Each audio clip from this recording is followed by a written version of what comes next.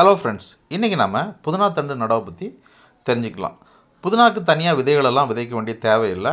நாம் சமையலுக்கு கடையிலேருந்து வாங்கிட்டு வரக்கூடிய புதினாக்கட்டில் இருந்து நல்ல தண்டு, அதாவது நல்ல திக்காக இருக்கக்கூடிய தண்டாக பார்த்து தேர்வு செய்து அந்த தண்டை நடவு செய்தாலே போதும்.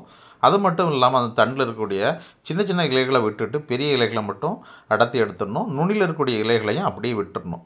அது மட்டும் இல்லாமல் தண்டை பாதி அளவு மணலுக்குள்ளே இருக்கிறது மாதிரி அழுத்தி நடவு செய்யணும். அப்போ தான் அந்த கணுக்கள்லேருந்து அதிகமான வேர்கள் வளர ஆரம்பிக்கும். இப்போ நீங்கள் பார்த்துட்ருக்கிறது 2 நாளைக்கு முன்னால் நடவு செய்த தண்டு தான். நல்ல மழையாக இருக்கனால பார்க்குறதுக்கு பச்சை பசேல்னு அழகாக இருக்குது. ஏற்கனவே அதில் இருந்த இலைகள் எல்லாமே மறுபடியும் துளிர் விட ஆரம்பிச்சிடுச்சு. வாரத்துக்கு ஒரு முறை இந்த மாதிரி நீங்கள் கடையிலேருந்து வாங்கிட்டு வரக்கூடிய புதினா தண்டில் நல்ல தண்டுகளை தேர்வு செய்து நடவு செய்தீங்கன்னா கொஞ்ச நாளிலே வீட்டில் நாம் புதினாவை பறிக்க ஆரம்பிக்கலாம். வீடியோ பிடிச்சிருந்தால் லைக் பண்ணுங்கள், சேனலை மறக்காமல் சப்ஸ்கிரைப் பண்ணுங்கள்.